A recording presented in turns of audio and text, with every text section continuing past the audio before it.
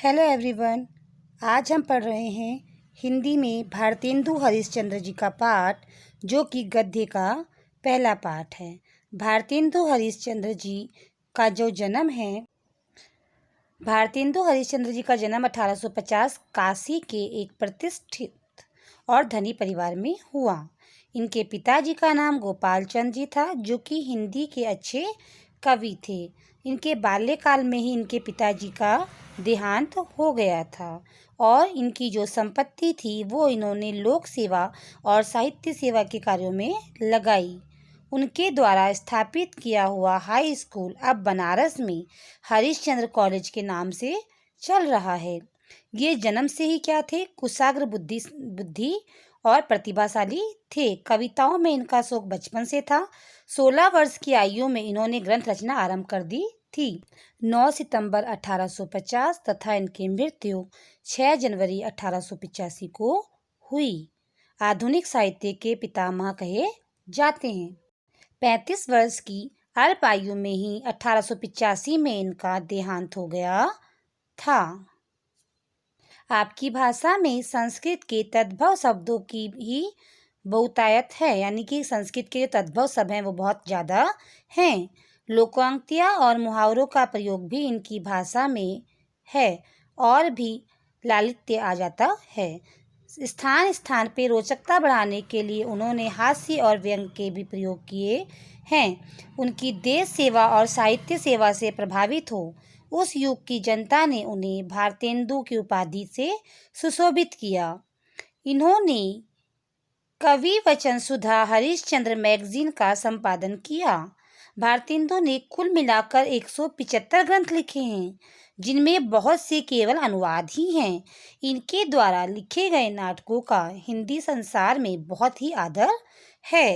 वैदिक हिंसा, हिंसा न भवति, कपूरम, मंजरी, सत्य हरिश्चंद्र, चंद्रावली नाटिका, भारत दुर्दशा, अंधेर नगरी, नीलदेव, मुद्र राक्षस आदि बहुत सारे इनके प्रसिद्ध ग्रंथ हैं।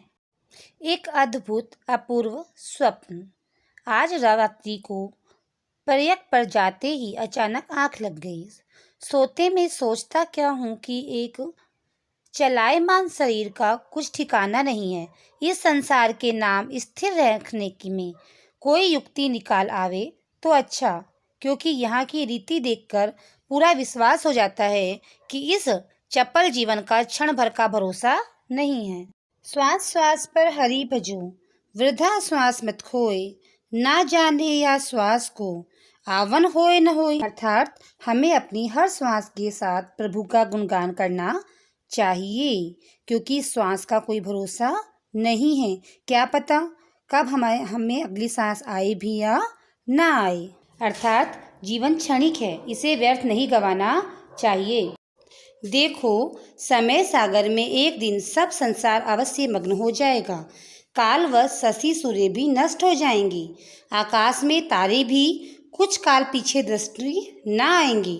केवल कीर्ति कमल संसार सरोवर में रहे या ना रहे, और सब तो एक तप्त तवे की बूंद हुए बैठे हैं। इस हेतु बहुत काल तक सोच समझकर प्रथम यह विचार किया कि कोई देवालय बनाकर छोड़ जाऊं, परंतु थोड़ी ही देर में समझ आ गया कि इन दिनों की सभ्यता के अनुसार इससे मंदिर की ओर मुख फेर कर भी कोई नहीं देखेगा।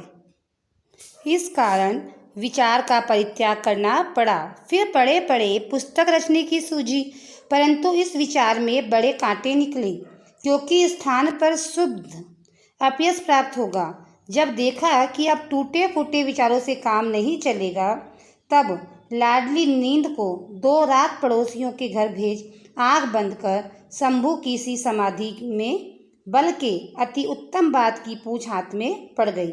स्वप्न में ही प्रभात होते ही पाठशाला बनाने का विचार दृढ़ किया, परंतु अब थैली में हाथ डाला तो केवल 11 गाड़ी की ही मुद्राएं निकली।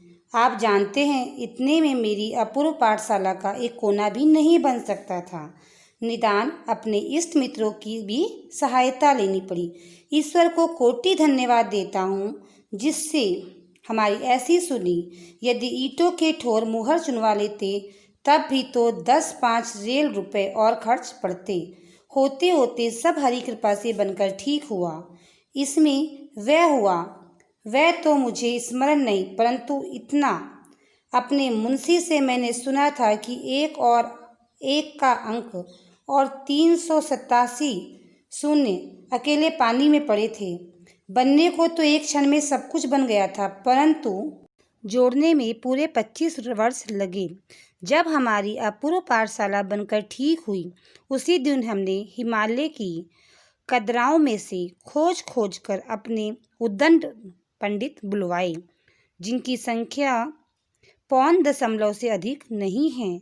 इस पाठशाला में अनगिनत अध्यापक नियत किए गए, परंतु मुख्य केवल ये है, पंडित मुग्धीमणि शास्त्री तर्क वाचस्पति प्रथम अध्यापक, पाखंड प्रिय धर्माधिकारी अध्यापक धर्मशास्त्र, प्राणांतक प्रसाद व्याकरण अध्यापक वैदिक शास्त्र, लुप्तलोचन ज्योतिषाभिभरण अध्यापक ज्योतिष शास्त्र, शीलदावानंद नीति दर्पण अध्यापक नीति शास्त्र और आत्मविद्या। इस पूर्वोक्त पंडितों के आ जाने पर अर्धरात्रि गए पाठशाला खोलने बैठे।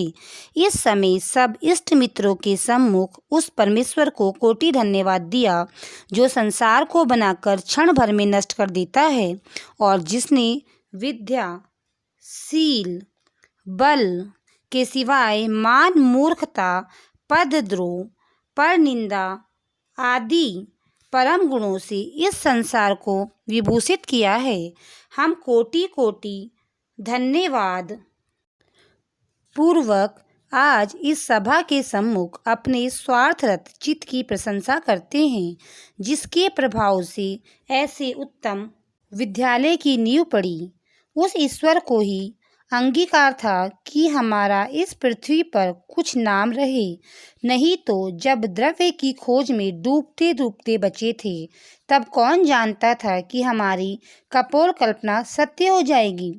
परंतु ईश्वर के अनुग्रह से हमारे सब संकट दूर हुए और अंत समय हमारी अभिलाषा पूर्ण हुई।